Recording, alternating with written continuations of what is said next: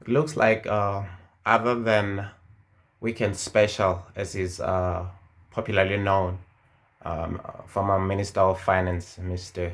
Weekend Special, Des Van Rooyen, is the only person really whom I know that had been Minister of Finance that's not killing it in terms of making money or being on the boards. You can look at Jill Markers. She's a non-executive board member, executive board member, chair of all these different institutions, your financial service board, APSA, and so forth. People like Tito Mboweni, after being the governor and the governor of the Reserve Bank, who's and is currently the finance minister. He's also worked with big banks, um, all of them, basically. And also that gentleman who purported to have refused to take 600 million rands as the deputy minister when he was working with Pravin Gordon. He's also in private sector and making a killing, except Mr. Weekend Special, Des Van Rooyen. And who else is making a whole lot of money? It's Trevor, Manuel. Why I'm talking about this, I'm actually talking about a lady dubbed Makadzi, Jessie Duarte, member of the top six in the ANC. Remember when, I beg your pardon, when President Cyril Ramaphosa, just after when he was elected, he was doing tours throughout South Africa, visiting the kings and chiefs. And when he was in Venda, he said that Jessie Duarte, I think she's now the deputy chair. I think she's the deputy to Ace Magashule, the secretary, basically, deputy secretary in the ANC top six. President Ramaphosa called her, dubbed her Makadzi, which means auntie. And she was in the news, basically. She's still in the news.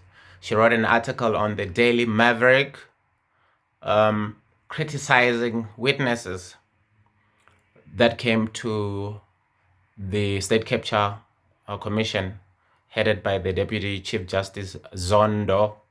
And just after a few days of her opinion, a written opinion, she had scathing attacks from all different quarters saying that you actually are dissing the chairperson of the commission. And then all of a sudden we saw her letter of apology, groveling, spineless as these politicians are. The letter CC'd President Cyril Ramaphosa, essentially saying, "I'm sorry, wasn't attacking you in person. Basically, basically, I was just trying to say that our representative or the ANC members, some of the witnesses who've been there in your committee, really, they don't understand the inner working within the ANC, the democratic centralism." And who else jumped into this opinion?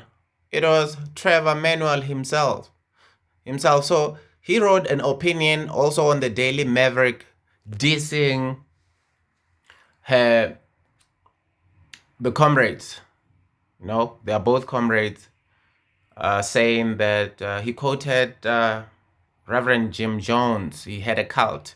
He was a religious leader, and he made about hundreds of his members to drink Kool-Aid, which was laced with poison called cyanide, and they drank it together, and they died. So Trevor Manuel was just saying, he was basically saying that what Makadzi, aka Jessie Duarte, was saying is that the ANC should uphold and protect all their members who are said to be involved in allegations of corruption and fraud.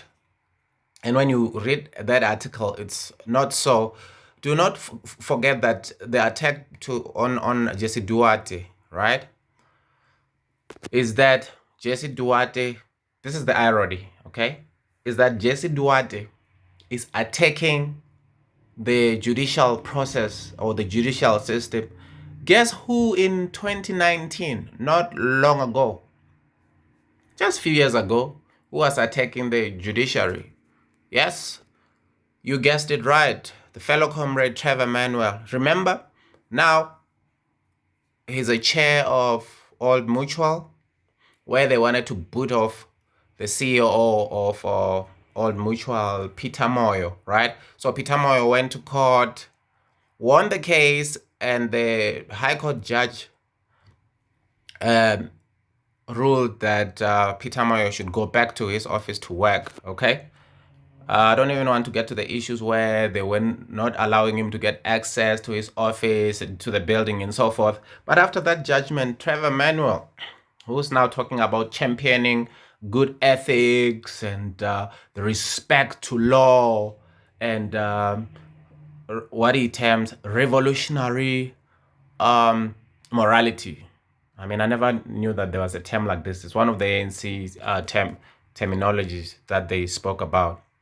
Okay, remember Trevor Manuel said that, essentially, the person who's wearing a garb,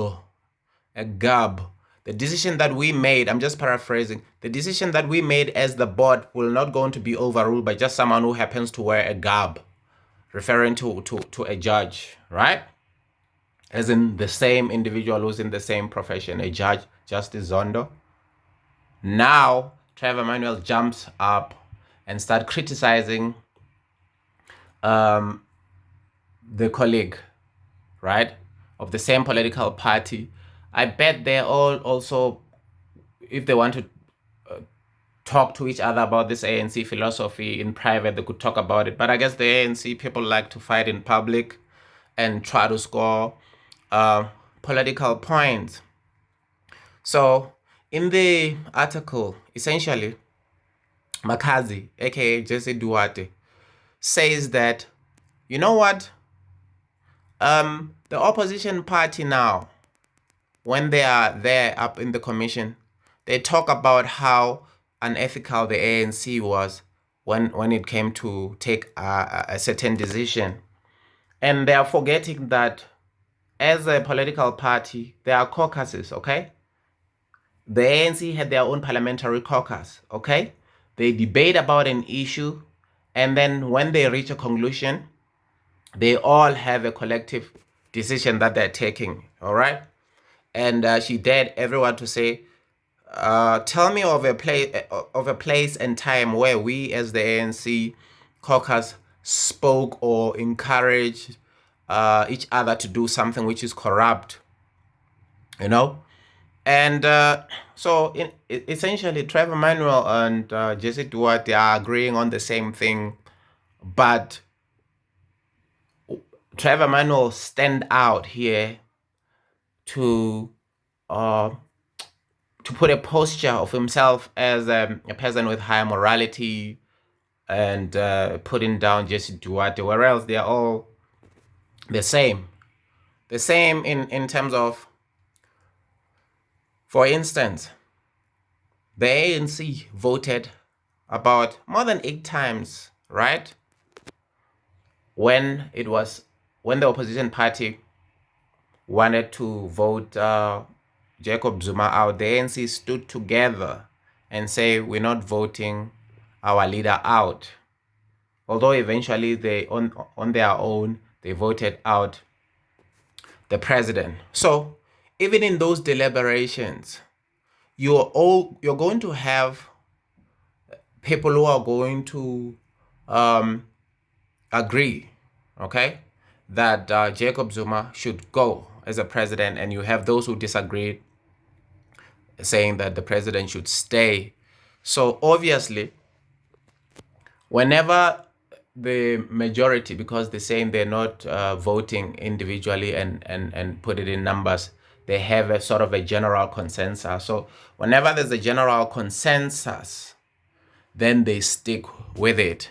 Now, an interesting thing that Makazi said was it boiled down to an issue of constituency representation as well as a proportional representation. We know now that opposition parties want a constituency-based representation, right? But earlier on, they wanted a proportional representation, because had they not wanted it, you would find that the ANC was overwhelmingly going to be having a huge chunk, okay, of authorities, and other small political party wouldn't then be able to get their percentage in to be in parliament. Therefore, you'd end up having maybe 3 political party in parliament. But now the story is a little bit different, because you know about the issue of a legislation that has passed, which is now going to oblige all political parties to be able to identify as to who their funders are. And so we'll see, because we know a couple of years ago, Dr. Van Zyl Slabbert did an investigation and put out a report in terms of the electorate laws, you know, the partial representation and the constituency representation, which gathered a whole lot of dust and nobody looked at it. But now it looks like everybody's looking at it.